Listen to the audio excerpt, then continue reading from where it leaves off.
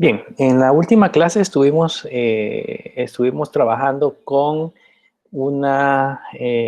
con el proceso de creación de bases de datos y ahí pues aprendimos en alguna medida a ver nuestros primeros pasos para la creación de estas. Estuvimos, si se recuerdan, trabajando un poco con los diferentes tipos de campos y de hecho aprendimos también cómo podíamos hacer para recuperar insertar diferentes registros a la base de datos, las 4 formas que nos proporciona, en este caso, el comando insert. En esta ocasión, como les mencionaba, quiero que empecemos ya a trabajar con información un poco más real. Ya aprendimos a insertar, pues ahora vamos a aprender a manipular esa información. Entonces, para eso, pues necesitamos, en este caso, recuperar esos datos. Antes de que empecemos a trabajar, quiero enseñarles algunas cositas por acá. Yo en este momento ya me encuentro en la máquina virtual, pero si se dan cuenta, pues la máquina virtual tiene su consola y desde aquí es un poco más difícil poder manipular, en ese caso, la información. Entonces, lo que yo voy a hacer para que funcione es que voy a habilitar un servicio que sería el servicio SSH, que me va a permitir, en este caso, poderme conectar desde mi máquina local. Entonces, lo primero que vamos a hacer es utilizar un comando que se llama IP address. Este IP address me dice que mi dirección local o mi máquina local tiene una 10.0.2.15. Esta le vamos a cambiar la configuración. Yo me voy a venir acá a la parte de la máquina virtual. Bueno, de hecho ahorita la voy a apagar. Vamos a poner un sudo off para poder apagar la máquina virtual, porque le voy a cambiar una configuración. Esa configuración nos va a servir para que nosotros nos podamos conectar de manera remota a través del protocolo SSH. Entonces acá en la máquina virtual vamos a entrar a configuración y en la parte de la configuración nos vamos a ir a la sección que dice red.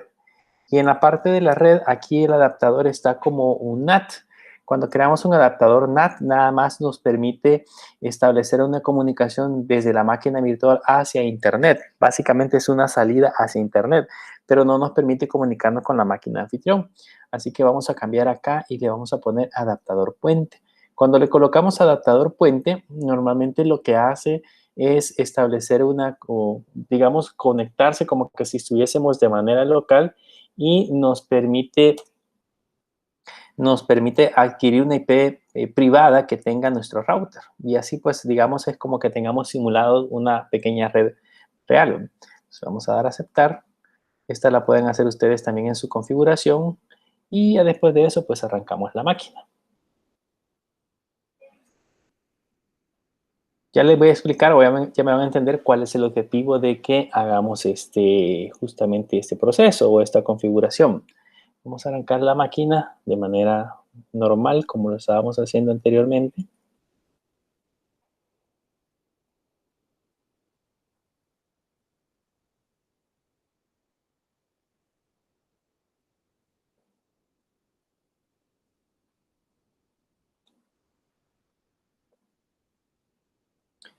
El usuario es católica y la contraseña es católica.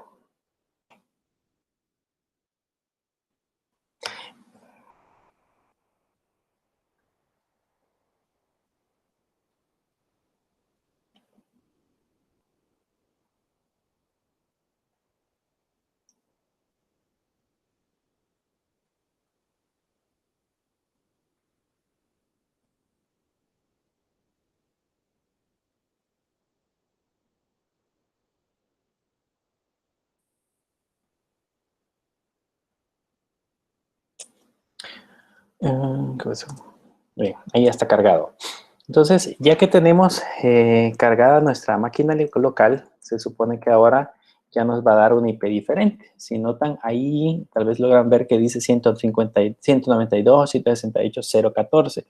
Esa ya es una IP de mi configuración, de mi red local. Entonces, con ese IP yo puedo tener acceso a esta máquina. Entonces, ahora sí, yo puedo abrir. En mi caso, estoy utilizando estoy utilizando una Mac, o puede ser que estemos utilizando un Linux. Si estoy utilizando una Mac o estoy utilizando un Linux, solo necesito entrar a la consola. Si están utilizando Windows, en el caso de Windows, pueden utilizar PowerShell.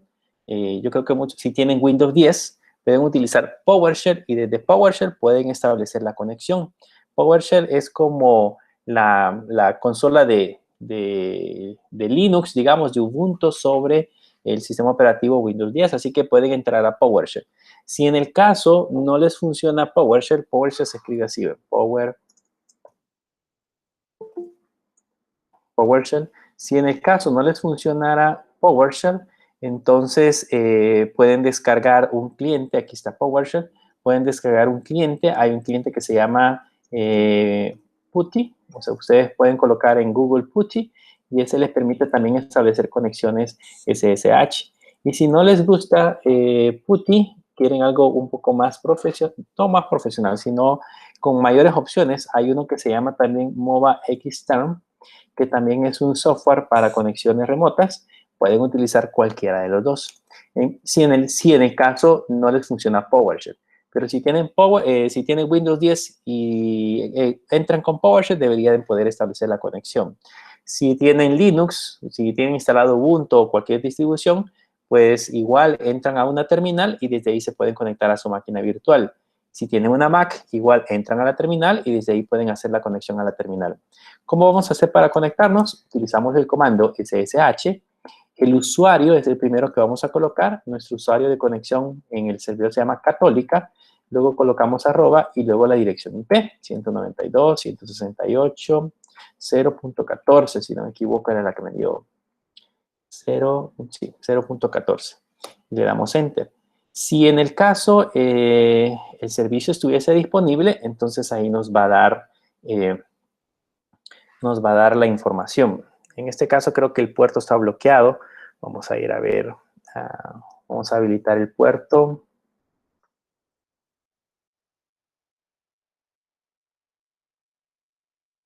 Pueden utilizar un comando que se llama UF8 y le pueden colocar status y ahí les va a decir si en este caso está habilitado el puerto para que podamos trabajar. Si lo que podemos hacer para no hacer tantas configuraciones, porque no es la idea en ese momento ver Linux, es ponerle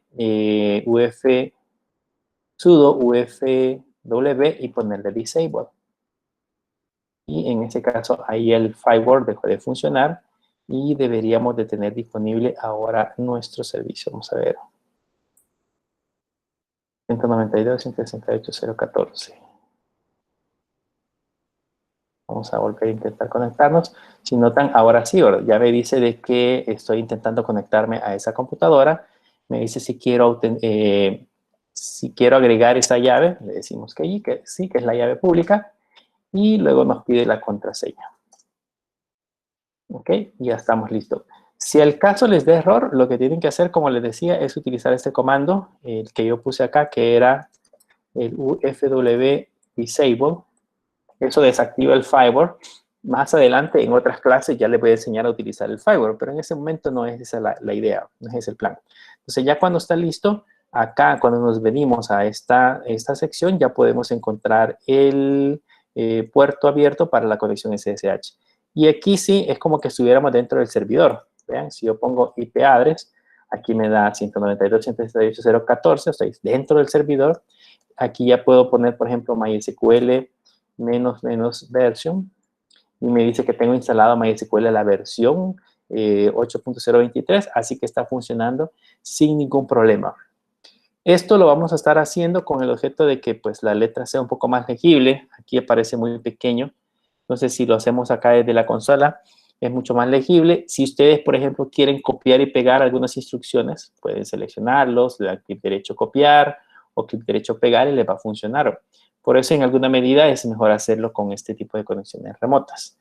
Bien, ya que hemos hecho esa configuración o ese pequeño cambio, vamos ahora a entrar en materia con MySQL. En la clase anterior aprendimos que para conectarlos es MySQL -u para poner el user. Bueno, podemos poner -h localhost, luego -u para colocar el user, que en este caso sería el usuario root, y -p para que nos pueda solicitar, en este caso, el password. Ahí nos solicita el password, le escribimos católica, ya tenemos listo, ya hemos entrado en este caso al servidor. Comandos que vimos en la clase pasada, el show database, que me permite visualizar las bases de datos. Tenemos una base de datos que se llamaba registro académico y en esa base de datos es en la que vamos a estar trabajando en esta ocasión. Vamos a crear una nueva base de datos con la cual vamos a estar trabajando con mayor cantidad de información. Entonces, vamos a empezar con esa base de datos. La base de datos le vamos a poner create database y se va a llamar almacén. Traten en alguna medida que esta base de datos que vamos a crear en este momento esté disponible en su máquina y todos los archivos que yo le voy a empezar a proporcionar también estén disponibles en su computadora, porque probablemente con algunos de los con algunas cosas que vamos a estar trabajando en algunos exámenes o algunas evaluaciones, vamos a necesitar consultar información de esa base de datos y de los archivos que yo les voy a proporcionar. Entonces, si no tienen disponible la base de datos, es muy probable que no puedan resolver los ejercicios. Así que en la medida de lo posible, traten de que su máquina ya tenga disponibles y tenga cargados estos archivos. Bien, ya que hemos creado la base de datos, siguiente paso es ponerle en uso. Vamos a almacén. Vamos a ver si entro. Le ponemos almacén, ya tenemos la base de datos en uso. Ahora vamos a crear nuestra primera tabla. La primera tabla no es tan complicada. Vamos a crear una tabla que se va a llamar clientes. Sería create table clientes. Y adentro pues vamos a colocar la lista de campos. El primer campo que vamos a colocar es el campo código del cliente. Traten que los campos que vayamos a colocar también tengan los nombres que hemos especificado acá, porque es muy probable que en algún momento les pueda generar algún inconveniente si no los colocan de manera adecuada. Ese campo código de cliente va a ser de tipo entero, el nombre del cliente va a ser de tipo varchar y este va a tener un tamaño de 100 caracteres. Luego la dirección va a ser también de tipo varchar y va a tener 100 caracteres. También vamos a agregar el NIT, que va a ser de tipo varchar y también va a tener, el NIT va a tener, 20 caracteres. Y vamos a agregar también el DUI, que es de tipo varchar, que también va a tener 15 caracteres. ¿Okay? Estos deberían de ser los campos que debería de tener la tabla, nuestra tabla cliente. Le damos Enter. No le vamos a crear ningún índice ni ninguna característica especial, porque necesito que creemos la tabla con los, digamos, configuraciones por defecto para que más adelante le vayamos haciendo optimizaciones. Vayamos aprendiendo cómo puedo cómo puedo optimizar una base de datos que no lo está desde un principio y puede ir haciéndole ajustes en el camino. Entonces, esa es la idea. Y principalmente para que veamos la diferencia entre una base de datos no optimizada y una que sí lo va a estar. Bien, ya que hemos creado la tabla clientes, vamos ahora a insertarle registros, pero no le vamos a ir insertando registros uno por uno, así como lo hicimos en la clase anterior. Vamos a aprender ahora a hacer procesos de importación de datos. Cuando nosotros, por ejemplo, tenemos información en una base de datos diferente y necesitamos traer esa información de nuevo hacia nuestra base de datos, normalmente lo que hacemos es importar esos archivos en el otro gestor en formatos de archivos de texto. Normalmente esos archivos de texto son archivos en formato CSV. Los CSV, si alguno lo ha escuchado, son así, son archivos delimitados por un carácter específico. Por ejemplo, si yo guardo el nombre, la dirección y el teléfono, lo que hacen es que en una sola línea los delimitan por comas, por puntos y comas o por tabulaciones. Les voy a mostrar en este momento el archivo con el cual vamos a trabajar. Para poder descargar esos archivos, yo les voy a poner aquí la ruta y esos van a estar disponibles por lo menos mientras estemos trabajando en las clases, así que traten de descargarlos en su computadora. Vamos a crear una carpeta, le voy a poner en este caso almacén. Vamos a crear un directorio que se va a llamar almacén. ¿Okay? Y vamos a entrar dentro de ese directorio almacén. Lo vamos a tener ahí para ir guardando los archivos y que nos queden en nuestra máquina virtual. Para descargar un archivo de internet, vamos a utilizar un comando que se llama wget. El comando es de Linux. Y acá vamos a colocar la ruta en donde se encuentra el archivo. Ponemos http, dos puntos, pleca, pleca, y yo les voy a dar una IP, es la 81.171.6.88, diagonal, ahí está dentro de una carpeta que se llama almacén, y el archivo, el primero que vamos a bajar, se llama clientes-fac.txt. Ese es el archivo que en ese momento vamos a bajar. Le damos Enter, ven que ahí se conecta, y si ahora yo le pongo un ls-l, van a notar que ahí tengo un archivo que se llama clientes.txt, que es el que acabo de bajar, y que el tamaño, bueno, aquí no me dice mucho el tamaño, dice 76.176 bytes, voy a poner un H para que lo veamos mejor, tiene 75K, que son 75 kilobytes. Veamos qué contiene ese archivo. Vamos a poner nano clientes.txt. Vean que este archivo contiene toda esa información que ustedes ven acá, que son datos ficticios de personas, digamos, de clientes para una empresa. Con esos datos vamos a empezar a hacer algunos ejercicios. Está el código y a la par del código se encuentra la otra información, que en ese caso sería el nombre. Pero si se dan cuenta, el nombre está separado por tabulaciones. No sé si logran ver el salto que hace el cursor, que es en este caso en esta parte que está de color gris. Cuando yo presiono la flechita a la derecha, el salto que hace, ese salto es una tabulación, es presionar la tecla Tab. Igual este tiene una tabulación, igual acá tiene una tabulación, y de igual manera acá tiene una tabulación. Significa de que los campos están delimitados por tabulaciones. Entonces, lo que se hace en el otro extremo es extraer la información y esa información delimitarla, como acá lo hemos visto, por algún carácter especial. En ese caso es por tabulaciones. Podría ser por comas, podría ser por puntillas y comas, podría ser por cualquier carácter.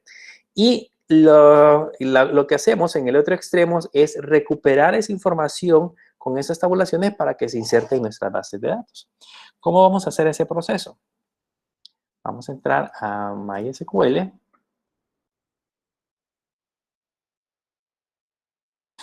Y para poder hacer ese proceso vamos a poner en uso la base de datos almacén. Y en la base de datos almacén, aquí tenemos la tabla clientes. Lo que debemos de asegurarnos es que esta tabla clientes tenga los mismos campos que hemos seleccionado en el archivo anterior. Tenemos código, nombre, dirección, NID y DUI. Vamos a ir a revisar el archivo. Bueno, tendríamos que salirnos. En el archivo ya teníamos especificados esos espacios. ¿Cómo vamos a hacer para poderlos recuperar? ¿Cuál es el comando que vamos a utilizar para poder migrar esa información de un lado a otro? Realmente el comando se llama loaddata, ¿ok? Es como un insert. La diferencia es que este comando va a ir a leer ese archivo TXT que nosotros hemos obtenido del otro sistema y lo va a leer línea por línea y va a ir haciendo un insert sobre los campos y los registros que tenemos en la tabla cliente. Entonces le ponemos load data local y luego le ponemos in file y entre comillas le vamos a colocar en ese caso la ruta en donde se encuentra el archivo. El archivo se encuentra dentro de home, dentro de Católica y dentro de Católica creamos almacén y dentro de almacén le pusimos al archivo clientes-fac.txt. Ese es el nombre del archivo que queremos recuperar. Y luego le ponemos into table, en qué tabla se va a insertar ese archivo. En este caso sería en la tabla clientes. Vean si lo leemos bien, cómo funciona o qué es lo que le estoy especificando. Le digo que me recupere datos locales, ¿ok? Esos datos locales están en un archivo en la carpeta home, católica, almacén, clientes-fac.txt, que es el nombre del archivo, y esos registros o cada una de las líneas me las va a ir a depositar a la tabla que se llama clientes. Ahora bien, por seguridad, cuando nosotros estamos trabajando con MySQL, siempre les va a dar algunos errores al momento de hacer un proceso de importación. Vamos a probar ahorita al darle Enter qué es lo que sucede. Si notan, dice que recuperando los datos locales está desactivado. Usted debe de activar en ambos clientes del servidor para poder hacer este proceso. Hay varias maneras de poder hacer esa parte. Si ustedes ponen, por ejemplo, show variables, y le voy a poner por acá like, y le vamos a poner infile, vamos a ver si así la podemos encontrar. Van a notar que el local infile se encuentra en off, que es esa variable. Significa de que de manera predeterminada y por seguridad esa función se encuentra deshabilitada, principalmente porque, digamos, pueden explotar vulnerabilidades y extraer o colocar archivos de manera local sin autorización. Pero en nuestro caso, pues la vamos a activar. Le voy a poner set global. La variable se llama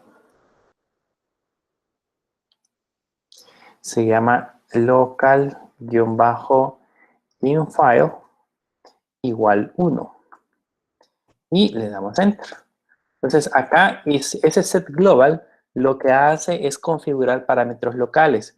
Esta podría ser una opción. Si ahora volvemos a ejecutar el local data, el local data local debería de funcionar si no hay otra restricción. Si le damos enter, van a notar que ahora el error es distinto. Dice local data local infile requiere algunas restricciones de acceso o tiene algunas restricciones de acceso sobre el archivo. Entonces, ¿qué tenemos que hacer ahora para poder recuperar esa información, esos datos que acabamos de modificar? Una opción es que, vamos a quitarle esto acá, una opción es que volvamos a salirnos de la configuración, ¿ok? Y acá le pongamos MySQL menos local infile, que es una buena opción porque lo vamos a habilitar nada más con la sesión que nosotros vamos a entrar, igual 1, y le vamos a poner -u, root y -p, ¿ok? Con esta opción, esa es otra alternativa. Con esta opción, nosotros estamos habilitando este parámetro solo mientras entramos a MySQL en esta sesión. En el momento que MySQL se cierre, en ese momento justo, entonces también va a desaparecer esta opción. La otra alternativa, si nosotros ya queremos permanente esta opción, es que lo hagamos en el archivo de configuración que vimos en la clase anterior. Podríamos colocar ese parámetro local-infile igual 1 en el my.ini que vimos en la clase anterior. Pero en nuestro caso lo vamos a hacer así. Le ponemos católica, ponemos use almacén, y ahora vamos a tratar de hacer el proceso de importación. Otra vez local data, local infile, le ponemos clientes y le damos enter. Y ahora vean que nos da un error diferente. O sea, ya podemos hacer proceso de importación, pero nos dice que hay un carácter inválido de UTF-8MB4 y ahí nos aparece seleccionado ese carácter. ¿A qué se refiere con ese carácter inválido? Vean, cuando nosotros estamos trabajando con diferentes sistemas operativos, por ejemplo, si trabajamos con Windows o trabajamos con Linux o Unix o Mac, cada uno de esos sistemas operativos puede tener se le conoce como una página de códigos o una configuración de códigos diferente. En ese caso, por ejemplo, esa configuración de códigos tiene que ver con en dónde se encuentra ubicada la letra ñ o en qué parte yo puedo encontrar las tildes. O si, por ejemplo, estamos trabajando en idiomas como el japonés o el chino que no utilizan esas tildes, ¿qué tabla de caracteres voy a utilizar? Y cuando hablamos de tabla de caracteres, quiero mostrarles acá la tabla de códigos ASCII. Supongo que alguno ya la ha conocido. Esta tabla de códigos ASCII es una tabla general que normalmente nos dice la ubicación de cada uno de los caracteres en la tabla interna de la aplicación. Por ejemplo, si quieren saber ¿cuál es el código para la letra A mayúscula? Es el código 65. Si ustedes desde su teclado presionan Alt y digitan el 65 en el teclado numérico, les va a aparecer la A mayúscula. Estos caracteres tienen una posición específica y esa posición específica está determinada por la página de códigos que vayamos a utilizar. En este caso, por ejemplo, aquí nos dice de que el archivo que nosotros intentamos importar tiene una tabla de códigos de caracteres diferente a la que estamos usando. Entonces, ¿cuál sería la alternativa para poder hacer el proceso de migración? Es aquí donde vamos a utilizar o le vamos a agregar al load data otros caracteres especiales. Yo sé que ese archivo que estoy migrando tiene caracteres de origen latino, como la ñ, las tildes y otras cosas. Entonces le voy a poner acá en el load data in file, al final, le voy a poner un character. Ese quiere decir tabla de caracteres asignada como Latin 1. Y eso le damos Enter. Y vean cuánto tiempo nos tardamos en migrar 835 registros, que son la cantidad de clientes que tenemos en esa tabla. Nos tardamos 0.07 segundos. Si migramos una base de datos que tenga 5,000 registros, pues nos vamos a tardar probablemente menos de un segundo.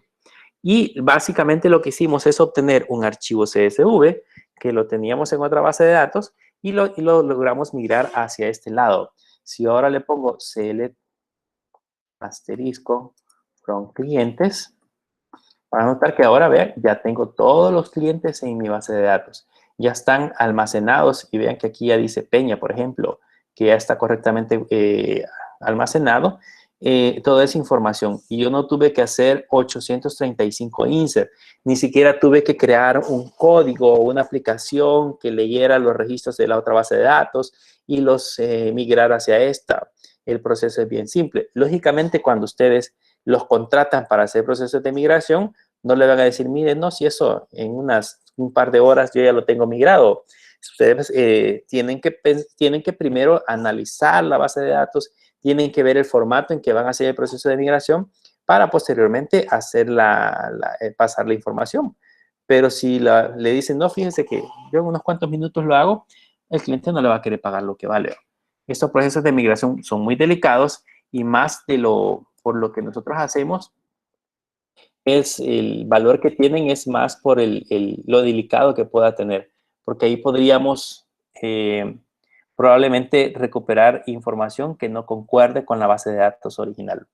Entonces, más adelante vamos a seguir migrando más tablas, pero por el momento vamos a empezar a trabajar con esta tabla clientes. No se les olvide todos los pasos que hemos ido repitiendo para que vayan viendo en su máquina cómo va funcionando. Y esperaría que pues ya en la próxima clase que vamos a tener el día lunes, al menos ya tengan la tabla clientes migrada en su gestor de bases de datos. Como les decía, principalmente porque algunos ejercicios que vamos a hacer de las guías que yo les voy a dejar más los exámenes que vamos a desarrollar, tienen ejercicios con información que tiene esta base de datos. Bien, ya que tenemos la tabla clientes, vamos ahora a empezar a analizar un poco la parte de recuperación de información de las bases de datos. Y aquí nos vamos a detener un poco de algunas cosas importantes que vamos a considerar con el objeto de que veamos, digamos, a nivel básico, repasemos a nivel básico el uso del comando select. Quiero mencionarles y quiero hacer hincapié en esta parte que el comando select tiene una sintaxis. Esa sintaxis es la manera correcta en que nosotros debemos de colocar cada uno de los parámetros o valores que necesita el comando select. Si nosotros no respetamos ese orden, es entonces en cuando la máquina nos va a empezar a generar errores. Y créanme que yo he visto, ya cuando hacemos los exámenes, yo he visto que usan en ocasiones el comando select totalmente diferente. Ya les voy a dar algunos ejemplos. El comando select tiene un orden. Yo escribo select y luego después del comando select yo voy a colocar la lista de campos que yo quiero visualizar. Si escribo asterisco, yo le estoy diciendo que necesito visualizar todos los campos de una tabla o de varias tablas específicas. Si hago una combinación de dos tablas, me van a aparecer todos los campos o todas las columnas de esa tabla, de esas dos tablas. Si pongo de una sola tabla, entonces me van a aparecer todos los campos de esa tabla. Y luego escribo la palabra from. Eso es importante para decirle de dónde yo voy a sustraer esa lista de campos. En este caso es la tabla clientes. Y ahí le colocamos punto y coma y luego le damos enter. Y eso me devuelve todos los registros y me devuelve todos los campos. Si yo reviso las primeras filas, nos vamos a ir a la primera fila.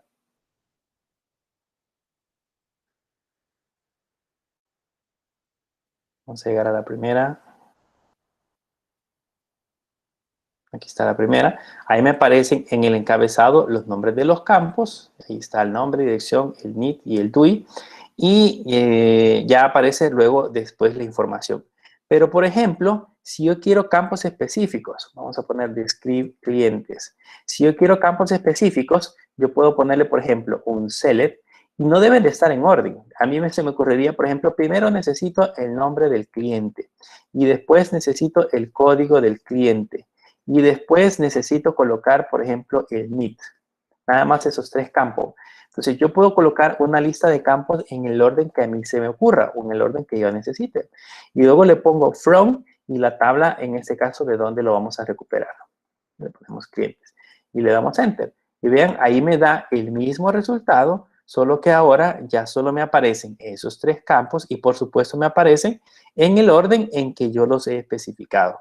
Si en el caso, por ejemplo, yo necesito que esos nombres sean más descriptivos, aquí dice non-clie, yo lo puedo renombrar por el, digamos, solamente que diga cliente, puedo usar la palabra as después del nombre del campo y especificar un alias. Ese alias es un nombre temporal que yo le puedo dar a ese campo que acabamos de mencionar. Por ejemplo, aquí se puede llamar código y aquí se puede llamar, por ejemplo, as documento. Le damos enter y van a notar que ya tenemos el mismo resultado, solo que ahora los encabezados de los campos ya no son los anteriores, sino que dice cliente, dice código y dice documento. ¿Ok? ¿Qué sucede cuando no respetamos el orden? Yo les comento esto porque yo he visto, por ejemplo, que alguien pone select, así, select from clientes y luego le pone código o code key, por ejemplo, code key, coma, non-key. Y ahí le da enter. Y vean, cuando yo escribo mal los parámetros, estos lógicamente empiezan a dar problemas. He visto varias combinaciones, como por ejemplo, le ponen from, le escriben la lista de campos y después le ponen clientes y le dan enter. Lógicamente eso es incorrecto. Entonces yo cuando estoy evaluando los ejercicios que les deje, pues lógicamente voy a evaluar el uso correcto de la sintaxis. Entonces ustedes tienen que aprenderse el uso correcto de esa sintaxis. De manera ordenada, el comando select lleva un orden en el que se deben de especificar los parámetros. Ahorita ya vimos que lo primero que hacemos es colocar la lista de campos, luego from y la tabla o las tablas de las cuales nosotros vamos a recuperar información. Ahí le damos enter, ya aparecen esos valores. ¿Qué pasa, por ejemplo, si yo quiero recuperar un campo específico? Por ejemplo, quiero, digamos, filtrar esos campos y que me aparezcan nada más, digamos, unos valores. Yo puedo poner where, por ejemplo, que el nombre del cliente sea igual, y entre comillas, le vamos a poner Ana. ¿Ok? Vean que en ese caso no me da ningún nombre porque no hay ninguno de los que tenemos que tenga específicamente ese valor. Vamos a buscar alguno que sea corto. Casa Rivas, por ejemplo. Vamos a ponerle aquí Casa Rivas. Y vean, ahí sí tenemos Casa Rivas. Y quiero que aquí vean algo importante. En el caso del nombre del cliente, nosotros lo definimos como de tipo varchar. Y en ese tipo varchar, si se recuerdan, estos son, no son sensibles a mayúsculas y minúsculas. Yo puedo buscar en mayúsculas y minúsculas y me va a dar el mismo resultado. Pero están los comandos de tipo block, que son campos de tipo carácter, binarios, que eso sí es necesario respetar, tanto las mayúsculas como las minúsculas. Bien, siguiendo con el orden, yo puedo especificar en este caso una condición acá, puedo indicar qué es lo que yo quiero recuperar, después colocarle un where e incluso hacer una condición un poco más compleja. Le voy a poner aquí el código del cliente. Quiero mencionar que los campos que yo voy a colocar en la sentencia where no necesariamente tienen que estar en el listado inicial. O sea, pueden o no estar presentes. Pero, por ejemplo, yo acá voy a poner una condición. Le voy a poner que el código del cliente sea igual a 70, por ejemplo, o que el código del cliente sea igual a 25. Vamos a ver si hay alguno de esos. Si le damos Enter, vean, ahí me aparecen los dos registros. Usé una combinación, ahí usé el comando OR. Más adelante vamos a ver a detalle todos estos operadores, el OR, el IN, el NOT, porque hay ciertas consideraciones que debemos de tomar en cuenta. Pero por el momento, para que sepan que después del where puedo colocar condiciones más complejas. Puedo poner aquí, por ejemplo, una condición. Si hago esto, me va a dar vacío, porque no hay ningún registro que el cliente sea 70 y 25 al mismo tiempo. Vean que me da vacío, pero puedo hacer esto. Le puedo decir que me muestre todos los que sean mayores o iguales a 70 y que el código del cliente sea menor o igual a 90, por ejemplo. Y vean, ahí obtuve todos esos valores o todos esos registros. Como les digo, más adelante vamos a ver el uso del where con un poco más de complejidad, haciendo uso en este caso de los operadores. Pero la idea ahorita nada más es para que tengan la noción de cómo va el orden. Lo que me interesa ahorita es que vayamos viendo el orden en que se van a colocar cada uno de los elementos. En este where vamos a también poder hacer búsquedas utilizando patrones. Más adelante vamos a ver patrones más complejos. Pero, por ejemplo, si yo quiero buscar todos los clientes que hay un parámetro que se llama, un operador que se llama like, quiero buscar todos los clientes en donde el nombre empieza con Ana, puedo colocarle así, puedo colocarle select call client, no client, from clientes, where, nombre del cliente, like Ana. Y si le doy enter, van a notar que ahora me apareció un listado de todos los que inician con la palabra Ana. Aquí tenemos Ana Patricia, Ana Victoria, Ana Cecilia, Ana Abigail, Ana Madelia, etcétera, etcétera. Si yo quiero buscar todos los que finalizan, ya no comienzan, sino que finalizan con Ruiz, por ejemplo. Necesito buscar todos los que finalizan con Ruiz. Ahí me aparece que Mauricio Iván Peñate Ruiz, David Esperanza Guerra Ruiz, y así sucesivamente. Esos son los que finaliza el nombre con la palabra Ruiz. ¿Qué pasa si yo quiero buscar los que contengan Miguel, por ejemplo? Que se llamen Miguel Ángel o Luis Miguel, por ejemplo. ¿Cómo puedo hacer para buscarlos? Que contengan. Con eso yo les estoy diciendo que contengan. El porcentaje antes y el porcentaje después significa que la palabra Miguel puede estar al principio, al final o incluso de manera intermedia. Si le damos Enter, ahí tenemos a Miguel Ernesto, María Teresa López Miguel, Oscar Miguel, que en este caso está al centro, Fernando Miguel y Kevin Miguel. Si se dan cuenta, pues están colocados de manera intermedia. Como les digo, más adelante vamos a ver patrones muchísimo más complejos, patrones en donde me permita especificar, digamos, búsquedas muchísimo más complejas. Yo les voy a explicar de qué se trata. Después del where, cuando nosotros colocamos el where, existe el otro parámetro, lo voy a hacer con este, Miguel. Existe el otro parámetro que podemos utilizar que se llama order by. ¿Okay? Bueno, después del where podemos utilizar un parámetro que se llama having. Y aquí hay algo interesante. El where permite establecer una condición y el having también permite establecer una condición. ¿Cuál es la diferencia entre el where y el having? En el caso del where, yo establezco una condición antes de que el bloque de registro sea generado. Eso significa de que en el caso MySQL, va directamente a analizar todos los registros de la tabla cliente y verifica todos aquellos que se llamen Miguel. Mientras que el having es un filtro que se utiliza o es una condición que se utiliza sobre el resultado que hayamos obtenido. Por ejemplo, sobre este. ¿Qué podemos hacer acá? Por ejemplo, yo le puedo poner having código-pie igual, digamos, 124. ¿Ok? Y si le doy enter, vean que ahí solamente obtengo a María Teresa López. ¿Qué pasa si yo le digo que quiero obtener el 800, bueno, el 70, digamos? Ahí está el 74, anteriormente vimos que había un 70. Vean que ahora me da vacío. ¿Por qué me da vacío? Porque esta condición ya no se cumple sobre este grupo de registros. O sea, aquí no existe un 70. Para eso sirve el having, que lo podemos colocar justamente después de un where. Son dos formas de hacer condiciones. Uno es con el where, cuando vamos a extraer los registros, y con el having, cuando ya ese grupo de registros que obtuvimos, todavía le queremos aplicar un segundo filtro. Nos va a servir más adelante les voy a explicar en qué ocasiones podemos utilizar la sentencia having. ¿Ok? Decía que además de eso podemos usar un comando que se llama order by. Este order by me permite especificar por qué campo nosotros queremos ordenar, en este caso, los registros. Para mi caso, digamos, yo los quiero ordenar por el nombre. Enter. Le damos enter y notan que ya aparece primero Fernando, están ordenados de manera alfabética. Primero Fernando, después Kevin, María, Miguel y Oscar.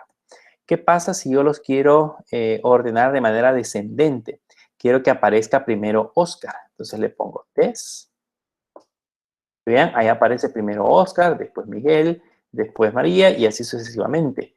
Ahora, yo puedo agregar acá secuencias de ordenación. Digamos, tenemos el nombre, vamos a ver la dirección, coma, dirección.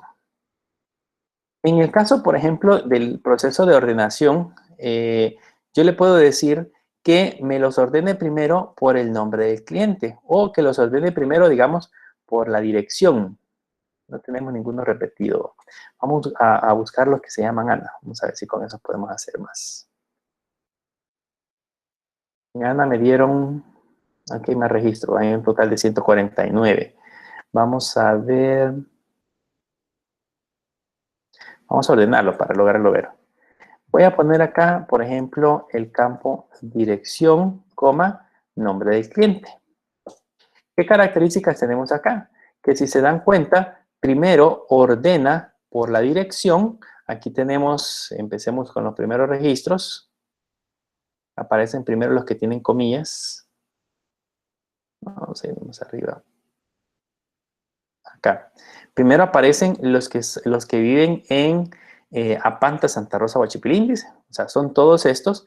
Y después los ordena por el nombre. O sea, toma como primer parámetro la dirección y luego cuando estos se repiten, toma como segundo parámetro el nombre. Si se dan cuenta, por ejemplo, de estos que viven en Apanta, aparece primero Víctor, después Robin, después Michelle, después Marvin, Lady, Adelso, que es el último que aparece acá. Este Apanta, el segundo de seguro está escrito de manera distinta. Sí, vean, este Víctor, alguien va a decir, pero ¿y por qué Víctor aparece ahí?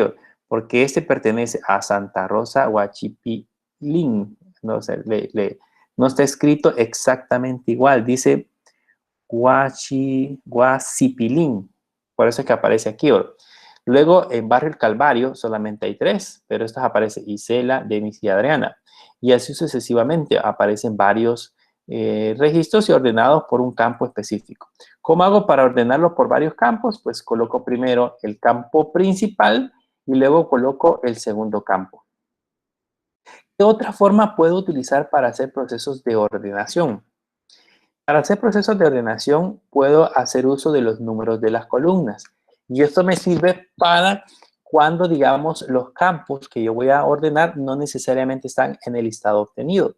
Por ejemplo, en este caso, yo los quiero ordenar por dirección. Si contamos las columnas, esta es la columna 1, esta es la columna 2 y esta es la columna 3. Entonces yo le puedo decir, ordénelos primero por la primera columna, por la tercera columna, y cuando ya tenga el resultado, ordénelos por la primera. Entonces, esta es la tercera columna y esta es la primera. Entonces, voy a ordenar por la dirección y por el código. Veamos el resultado. Vean, aquí aparece Urbanización Las Américas, ordenado, y luego los códigos aparecen 328, 62 y ese 134 porque está Américas 1.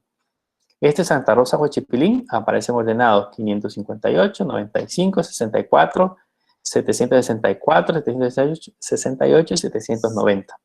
Entonces ha tomado como primer parámetro, según la sintaxis, ha tomado la tercera columna y luego la primera. ¿Okay? Así que en el proceso del order by, no necesariamente voy a utilizar los nombres de las columnas. Puedo utilizar números con los resultados que hemos obtenido. Otro comando u otro parámetro muy importante que nos va a servir de mucho cuando estemos trabajando es el que nos permita limitar los resultados. Si se dan cuenta, por ejemplo, ahorita este resultado me dice que yo obtuve 149 registros. Pero de esos 149 registros, yo puedo colocar la palabra limit y ponerle, por ejemplo, después del order by, ponerle limit y ponerle, por ejemplo, limit 10 o 5. Le vamos a poner limit 5. Y vean que solo obtuve las primeras 5 filas del resultado. Veamos si es cierto si son las primeras. Aquí aparece María Roxana Acosta. Veamos en el resultado anterior. En el resultado anterior.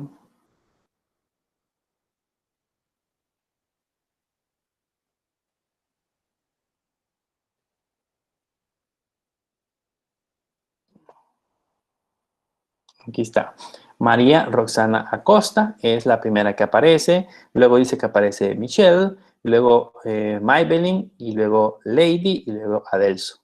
Veamos en el resultado. Marixa, Michelle, Maybelline, Lady y Adelso. Entonces, con el limit, yo le estoy diciendo que me devuelva del bloque de registros que obtuve solamente los primeros 5. Y alguien va a decir, ¿para qué necesito nada más obtener los primeros 5? Imagínense que, por ejemplo, yo necesito sacar score. Digamos que tenemos en una tabla, tenemos las puntuaciones. Y yo necesito sacar la puntuación más alta. Si necesito sacar la puntuación más alta, entonces yo puedo ordenar los registros por el score de manera descendente. Y si necesito saber quiénes son los primeros 5, entonces lo pongo un limit y le pongo 5 y voy a obtener los primeros 5 personas que tienen el score más alto.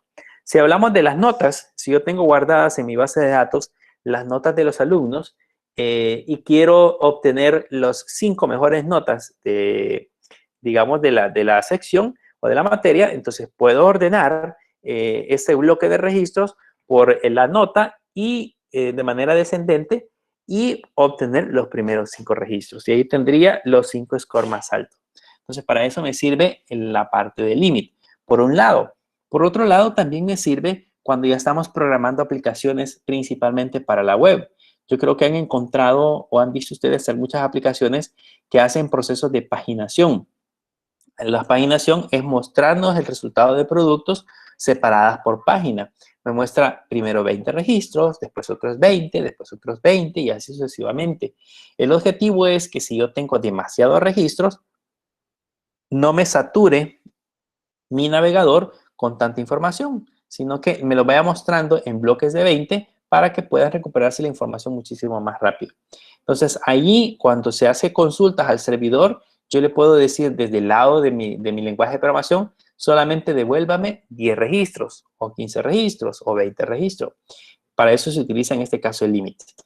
¿Qué otra manera podemos utilizar el límite? Yo le puedo colocar, por ejemplo, acá un límite. Le voy a poner un ejemplo, digamos, de los que acabamos de obtener. Le voy a poner 3,2, ¿ok? Y vamos a ver cuál es el resultado. Lo vamos a comparar con el anterior. Si obtenemos el 3,2, veamos qué número es el 3, el lady en este caso, que es este que tenemos acá. ¿Qué es lo que nos está indicando? Como el lady es el que se encuentra en esta sección y le hemos puesto el valor de 3, si contamos los resultados, básicamente me está devolviendo del registro 4 hacia abajo, ¿ok? Me devuelve 2 registros. Eso significa que si yo le pongo, por ejemplo, 0, vean, me devuelve los primeros dos registros, Marixa y Michelle, que es justamente lo que tenemos acá. Entonces, ¿qué hace en ese caso el limit? Con el limit yo le puedo decir desde dónde va a empezar y cuántos registros me va a mostrar. Yo aquí le puedo, en lugar de ponerle 3, le puedo poner 4, por ejemplo, y me muestra los primeros 4. Solamente debemos de considerar que en el límite, cuando establecemos la posición, la primera posición va a ser 0. Así que el primer registro que obtenemos de resultado siempre va a ser la posición 0. Y el segundo valor corresponde a cuántos registros yo deseo recuperar. En este caso, queremos recuperar 4. Entonces, yo le pongo 4 y ahí aparecen justamente los 4. Si yo quiero que a partir de la posición 5 me recupere 10, entonces cuenta 0, 1, 2, 3, 4, 5 y a partir del registro 5 aparecen los restos, el restante de los otros 10 registros. Como les mencionaba, igual manera sirven los procesos de paginación, porque lo que hace es, por ejemplo, en la primera página, en una aplicación, me muestra los registros del 0 al 19, y ahí hay 20 registros. En la siguiente me muestra de la posición 20 otros 20 registros. En la siguiente me muestra de la posición 40 otros 20 registros. En la siguiente me muestra de la posición 60 otros 20 registros. Entonces, digamos que al momento que vamos paginando, nosotros vamos haciendo esto. Muéstreme, digamos en la primera página, me muestra 0 y digamos que voy a paginar 20. Muéstreme los primeros 20. Ahí están los primeros 20. Cuando yo solicito la segunda página, le digo, ahora muéstreme del 20 otros 20 registros. Y ahí están los siguientes 20. Luego vuelve otra vez, ahora muéstreme del 40 otros 20. Ahí aparecen otros 20. De ahí ahora muéstreme del 60 otros 20 registros. Y así sucesivamente voy obteniendo bloques de 20 registros en adelante. Esa es la manera en cómo nosotros podemos hacer procesos de paginación, haciendo uso del parámetro limit. ¿Ok? Bien, eso es con respecto al limit y con respecto al limit y al uso del proceso de ordenación y el uso del where. ¿Qué otras cosas podemos hacer haciendo uso? Cosas básicas. Ahorita solamente estamos viendo cosas básicas. Yo puedo, por ejemplo, decirle que me cuente cuántos registros tenemos de la tabla clientes. Le pongo select asterisco from clientes y vean que ahí me dice que tengo un total de 835 registros. Hay funciones que me permiten, por ejemplo, devolver un valor máximo. Vamos a ver aquí. Voy a agregarle a esta tabla, a la tabla clientes, como ya la tenemos, le voy a agregar un nuevo campo. Le voy a poner add the table, clientes, le voy a poner add, tendría que ser add column, pero en este caso le voy a poner add y a este campo le voy a poner saldo. Y a ese saldo le vamos a poner float, por ejemplo. No, le vamos a poner no float, le vamos a poner entero. Que nos guarde un entero. ¿Okay? Y le damos enter. Ahora, si seleccionamos, o si vemos en este caso, la tabla clientes, vamos a ver que la tabla clientes ahora ya tiene ese campo saldo. Pero ese campo saldo en este momento, si yo le pongo select non-client,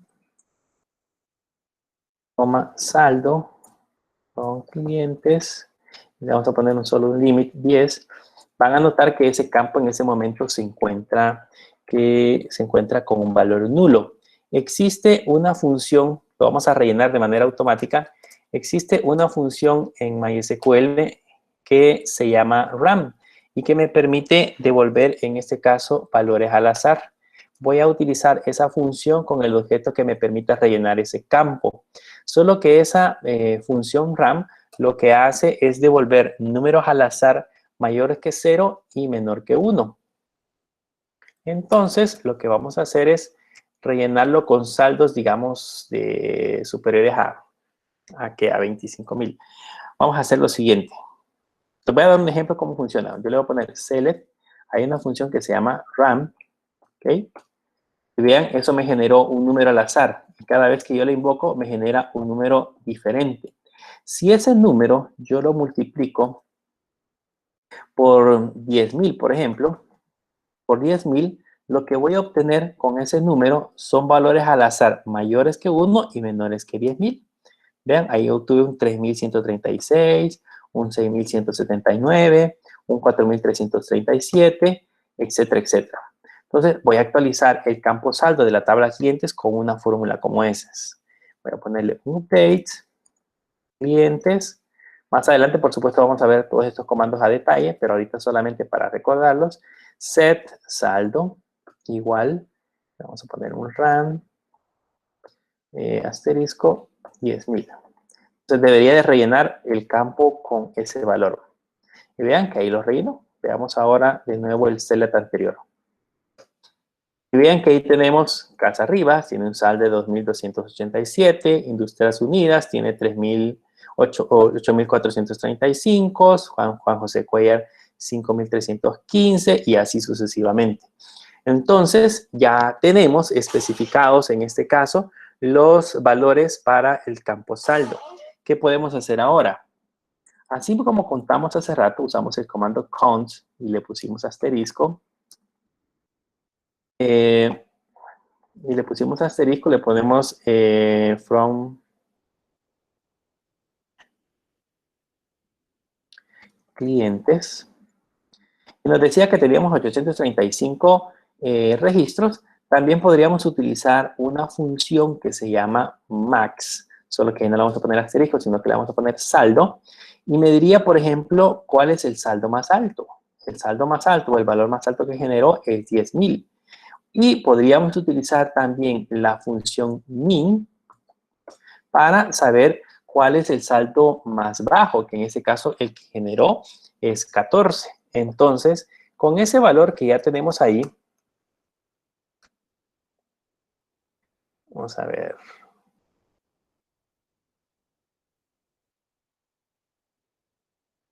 Con ese valor que ya tenemos puesto acá, se podría decir que ya podemos sacar esa información. Incluso, si yo quiero saber cuánto suman todos esos saldos, podemos utilizar la función sum y nos permite, en este caso, saber que hay un total de 4,289,469 dólares, digamos, en saldo. Entonces, con eso ya está especificado. ¿Qué cosas también podemos hacer con estas funciones? Algo un poquito más avanzado. Veamos, por ejemplo, voy a poner acá, vamos a agregar alter table a la tabla clientes. Vamos a agregar un campo que se llame sexo, ¿ok? Pero lo vamos a agregar así como lo vimos en la clase anterior. Ese campo sexo va a ser de tipo enum y le vamos a poner femenino y masculino. ¿Ok? Y lo vamos a agregar. Ok. Ahora, si se recuerdan, vamos a volver a hacer el mismo select que teníamos hace rato. Ahora lo vamos a hacer con el sexo. Aquí tendríamos que empezar a llenar cada campo con el sexo correspondiente. Y está difícil. Podríamos, por ejemplo, sería difícil, por ejemplo, evaluar el nombre porque hay, por ejemplo, personas que tienen nombres como José María, por ejemplo, y probablemente sea un hombre.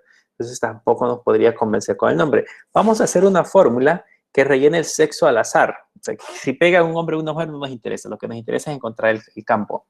Vamos a rellenar ese campo. Lo que vamos a hacer es poner un update en la tabla clientes, set, y aquí le vamos a poner sexo, igual, y aquí vamos a utilizar una sentencia if, y le vamos a poner en esta sentencia if, que si el valor generado al azar, como este genera un número mayor que 0 y menor que 1, le vamos a poner que si el número generado es mayor que 0,5, ¿ok?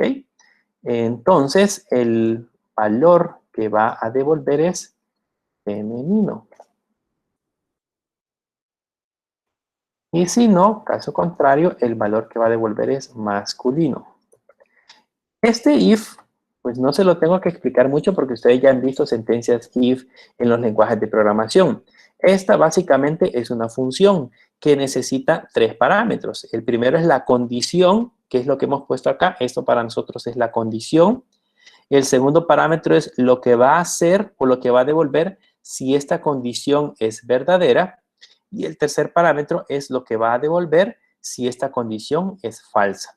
Entonces, en este caso, acá pues tendría que hacer el proceso de actualización al azar para todos los clientes. Vamos a ver si funciona. Le damos Enter. Vamos a ver ahora este. Y vean que ahí tenemos unos que son masculinos, femeninos, que concuerden con el nombre, pues no nos interesa mucho. Lo que queríamos era rellenar el campo sexo. ¿Ok? Rellenar ese campo con valores, de hecho, al azar, porque son 835 registros que desconocemos ese valor. Ok, ¿qué podemos hacer ahora? ¿Qué pasa, por ejemplo, si el cliente, bueno, si nos llaman y nos dicen, mire, yo necesito saber cuántas personas del sexo masculino y cuántas personas del sexo femenino usted tiene en la empresa? Podríamos hacer este proceso.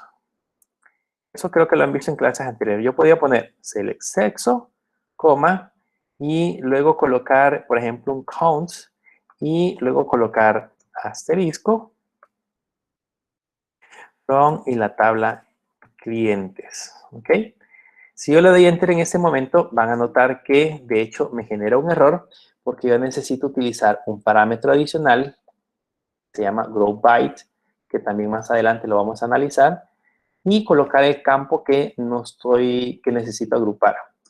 Y ahora sí, me dice que del femenino son 407 y del masculino son 407 y del masculino son 428. Bien, pero viene la persona que nos da la pregunta y nos dice, pero mire, así como usted me devuelve los datos no me sirve. A mí me gustaría que, por ejemplo, en lugar que diga sexo, diga femenino. Y en lugar de esta columna, diga 407. En lugar de este valor, diga masculino. Y acá aparezca 408. ¿Cómo voy a hacer para convertir estos valores en columnas y posteriormente colocar acá el valor correspondiente? Para eso puedo utilizar siempre el comando count, pero vamos a hacer un proceso especial. Le voy a poner acá un select y vean lo que vamos a agregar. Voy a poner un count y dentro del count, en lugar de ponerle asterisco, le voy a colocar una condición y le voy a decir, si el campo sexo es igual a femenino, si eso es igual a femenino, yo voy a devolver en este caso 1, ¿ok? Y si no, voy a devolver nulo. Si se recuerdan, en la clase anterior yo les dije que el valor nulo es un valor inexistente. Y en el caso del comando count, no cuenta los valores nulos. Entonces, en este caso, lo voy a dejar de esa manera y le voy a poner as femenino. ¿Ok? Ese va a ser el nombre de la columna. Luego coloco otro count y le puedo colocar si el campo sexo es igual, entre comillas simples, ahora le ponemos masculino, entonces de nuevo me va a devolver un 1 y si no me va a devolver nulo.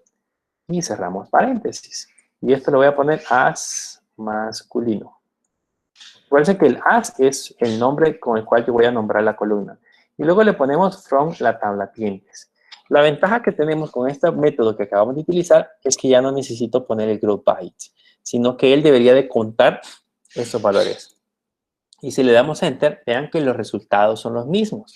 Solo que ahora, aquí arriba dice sexo y aquí aparece femenino masculino, 407, 428. Pero aquí también dice femenino, 407, masculino, 428. ¿Ok?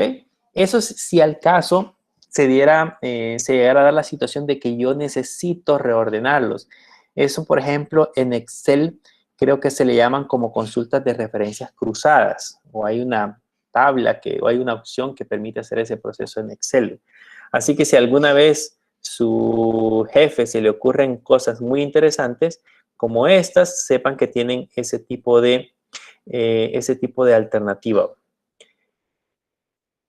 ¿Qué otra cosa podemos hacer con el uso también del comando count?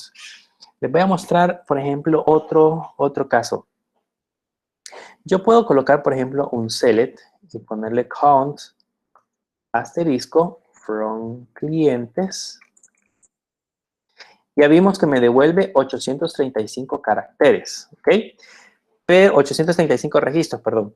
Pero, ¿qué pasa, por ejemplo, si yo agrego este parámetro y le pongo select count y le pongo la palabra interna que dice distinct? Esa palabra distinct significa que debe demostrar valores únicos. Y yo voy a poner en ese caso la parte de dirección. From clientes. Vamos a ver qué resultado nos da. Y vean que en ese caso nos da nada más 269. De 835 registros a 869, ¿qué es lo que cambió o qué es lo que hizo? Realmente lo que sucede es que significa de que en mi base de datos yo tengo almacenadas 269 direcciones únicas. ¿A qué nos referimos con direcciones únicas? Por ejemplo, en el caso anterior donde veíamos, les voy a mostrar el caso anterior, veíamos que, por ejemplo, Palo Galán, Santa Rosa, Huachipilín está repetido. ¿Qué otro teníamos repetido? Las minas Santa Rosa, Huachipilín está repetido. Entonces lo que hace él es que cuando están repetidos solo los cuenta una vez. No importa cuántas veces se encuentran en la base de datos, solo los cuenta una vez. Y en este caso el resultado que obtuvimos acá es que únicamente hay 269 direcciones disponibles. ¿En qué nos puede servir, por ejemplo, este campo?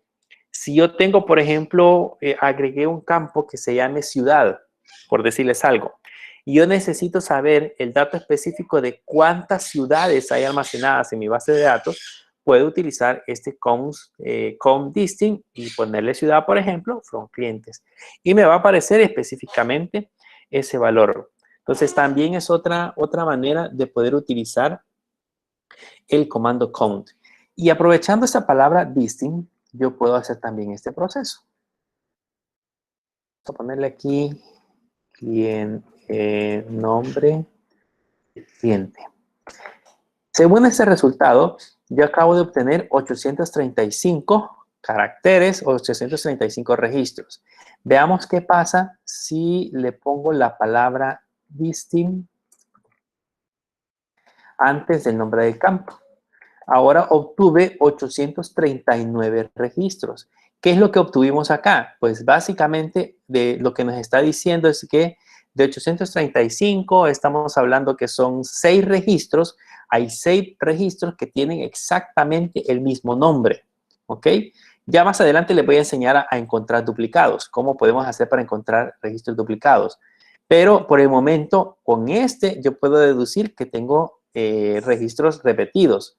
Las 269 direcciones, si yo quiero saber cuáles son esas 269 direcciones, entonces solo pongo distinct, dirección from clientes, y vean, ahí me aparecen solo 269 registros. Significa que aquí tengo exactamente las 269 localidades que hemos almacenado en la base de datos. Aquí sí no vamos a encontrar repetido.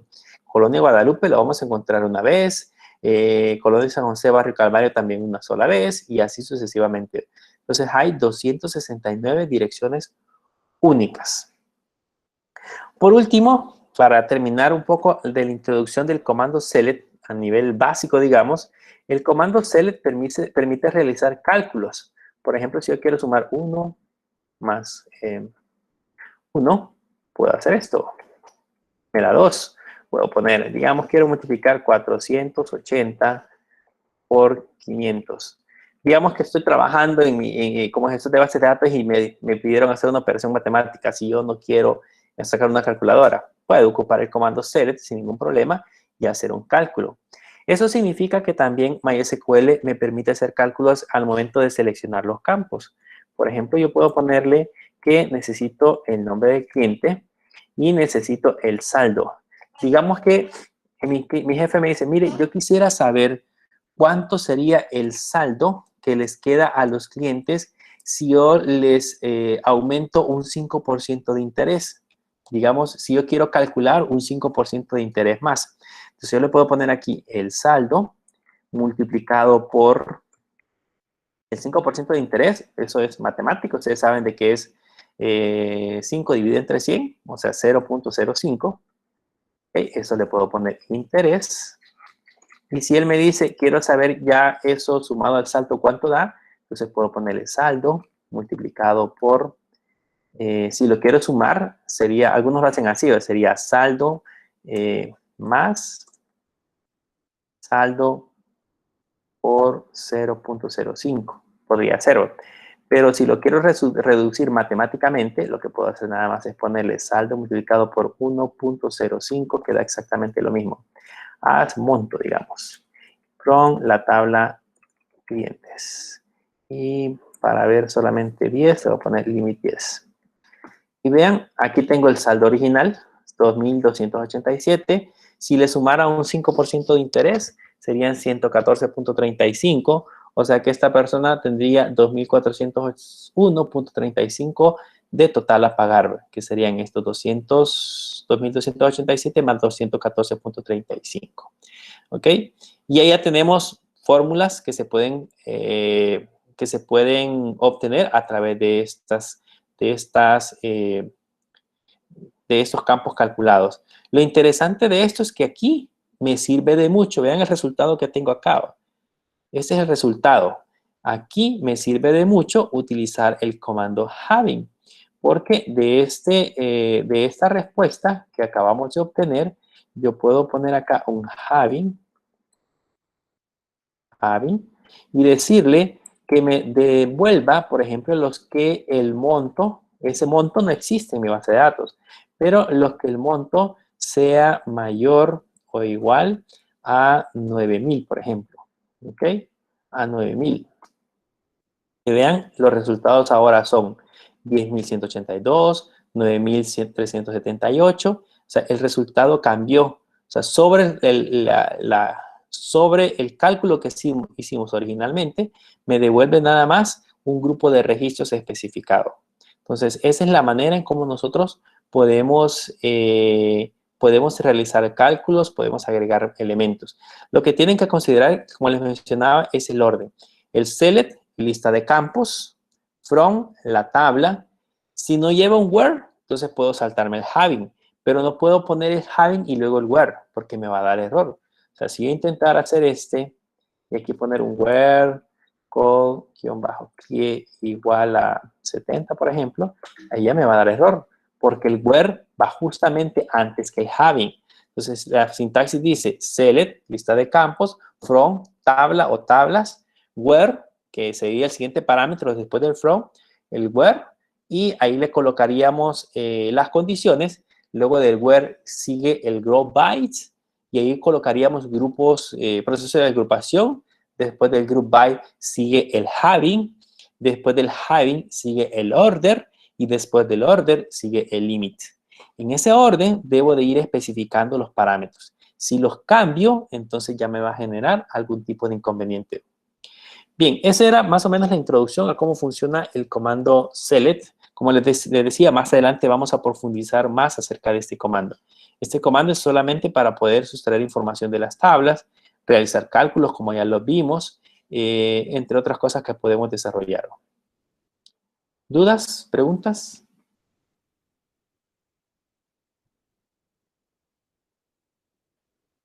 ¿Dudas? No. Ok.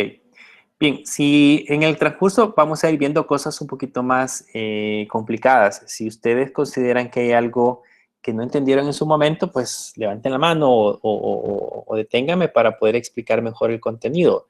Lógicamente, ahorita esto creo que son cosas que ustedes ya han estado repasando durante los ciclos anteriores, pero siempre me gusta volverlo a tocar para aprender como pequeños tips, como por ejemplo esto que vimos del uso del count, haciendo una fórmula un poquito más compleja donde colocamos dos columnas, que créanme que probablemente ahorita la parte del sexo pues no sirva sea un ejemplo básico, pero ya cuando uno está trabajando se encuentra con tablas en donde puede hacer procesos más complejos y ir acomodando los campos de esa manera.